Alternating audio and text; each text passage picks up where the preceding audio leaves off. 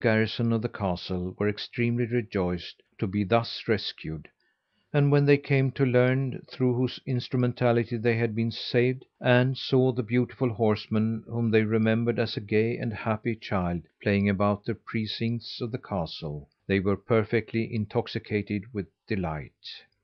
They filled the air with the wildest acclamations, and welcomed William back to the home of his childhood with manifestations of the most extravagant joy. As to the traitorous governor, he was dealt with very leniently. Perhaps the general feeling of joy awakened emotions of leniency and forgiveness in William's mind, or perhaps the proof against the betrayer was incomplete. They did not, therefore, take his life, which would have been justly forfeited, according to the military ideas of the times, if he had been really guilty.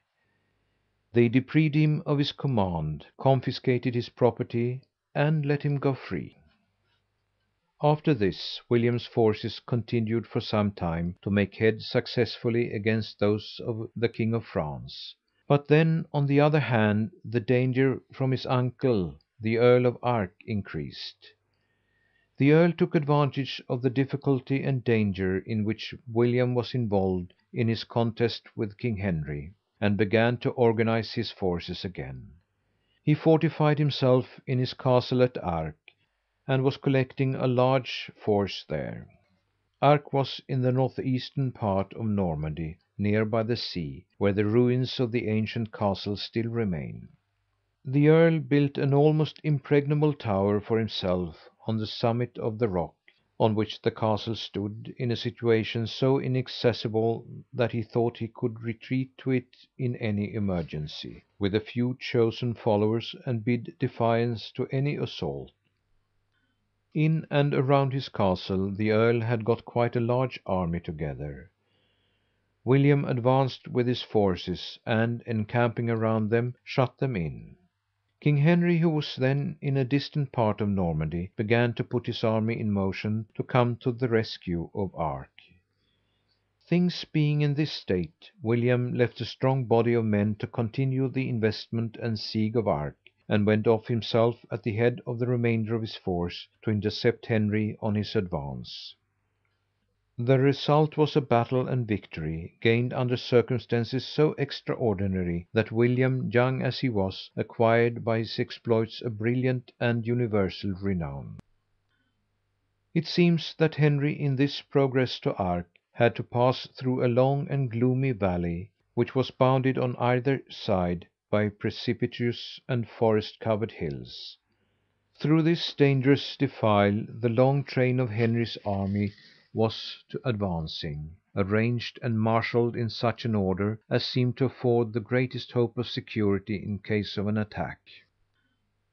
First came the vanguard, a strong escort formed of heavy bodies of soldiery, armed with battle axes and pikes, and other similar weapons, the most efficient then known.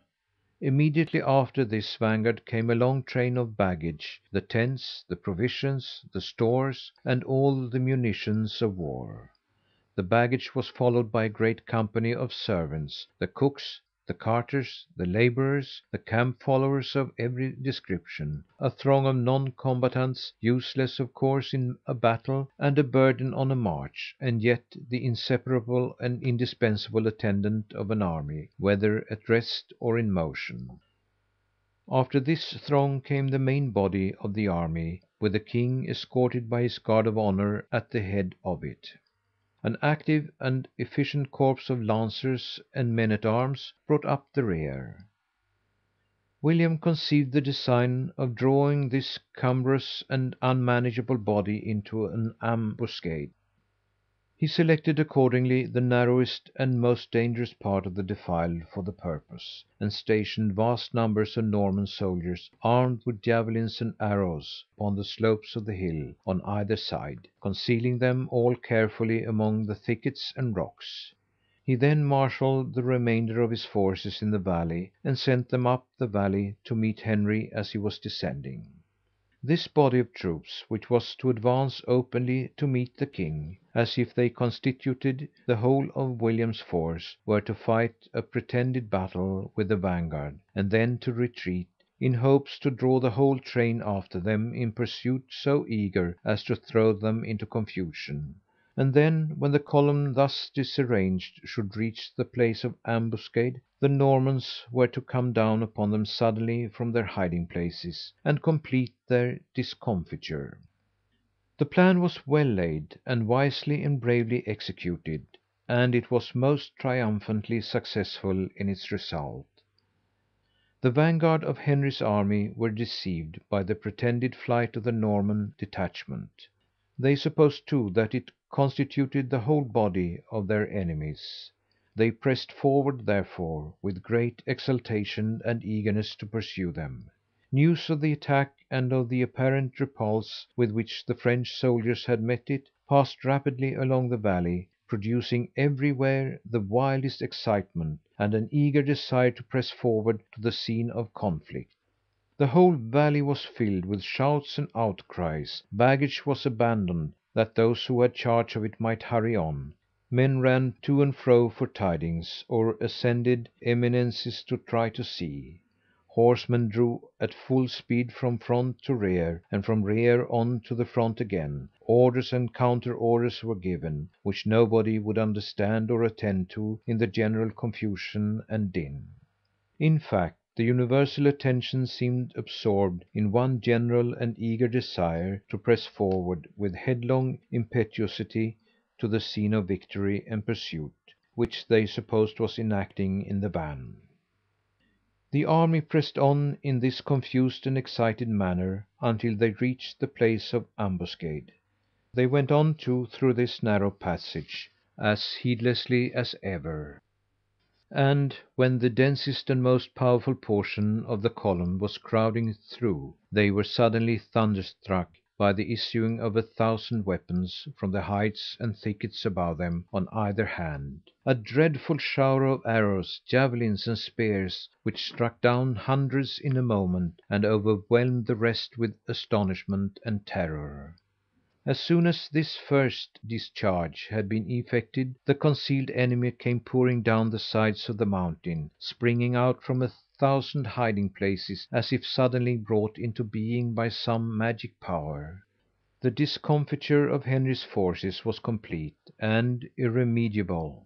The men fled everywhere in utter dismay, trampling upon and destroying one another as they crowded back in terrified throngs to find some place of safety up the valley. There, after a day or two, Henry got together the scattered remains of his army and established something like a camp. It is a curious illustration of the feudal feelings of those times in respect to the gradation of ranks, or else of the extraordinary modesty and good sense of William's character, that he assumed no airs of superiority over his sovereign, and showed no signs of extravagant elation after this battle. He sent a respectful embassage to Henry, recognizing his own acknowledged subjection to Henry as his sovereign, and imploring his protection. He looked confidentially to him, he said, for aid and support against his rebellious subjects.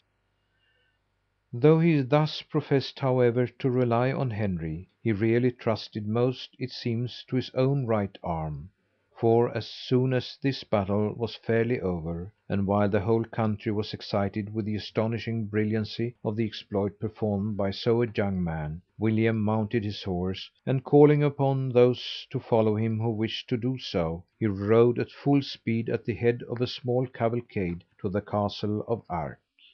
His sudden appearance here, with the news of the victory, inspirited the besiegers to such a degree that the castle was soon taken.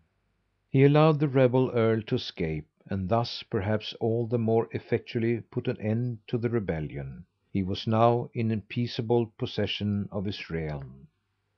He went in triumph to Falaise, where he was solemnly crowned with great ceremony and parade, and all Normandy was filled with congratulations and rejoicings. End of chapter 3 of William the Conqueror by Jacob Abbott. Read by Lars Rolander.